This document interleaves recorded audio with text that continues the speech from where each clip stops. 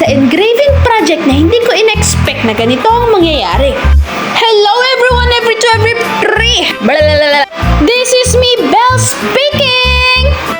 So ito nga pala ang aking tinutukoy. Napakagandang project.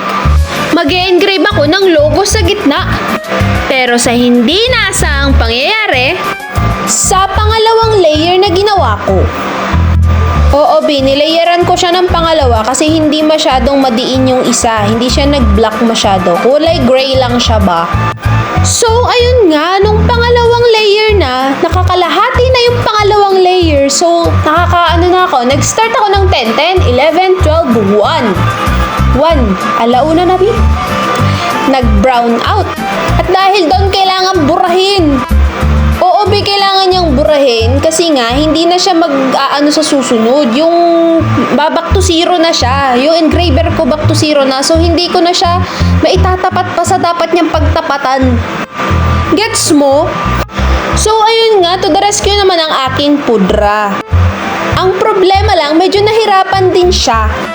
Kasi nga, mga malalim yung pagkaka-engrave ng pangalawang set. And sa mga hindi nakakaalam ang tatay ko, sobrang ang talent niya talaga is written, more on mind, ganon. Oo, yes, brainy ang tatay ko, hindi ko katulad.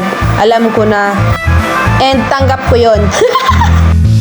Bukod doon, nahihiya din ako doon sa nagpagawa. Alam mo yun? 2:00 dapat to, okay na. Pero yung kuryente nag-resume 3:30. So, humihingi nga po talaga ako ng tawad dun sa nagpagawa. Nahihiya ako. Hindi ko siya sinasadya. Nag-brown out po kasi. So, ayun nga. Buti na lang mabait at understanding ang ating client. Kaya, ayun. Salamat po. So, nagbigay siya ng palugit ng hanggang 5:00. Basta ang mahalaga for today's video, matapos, are.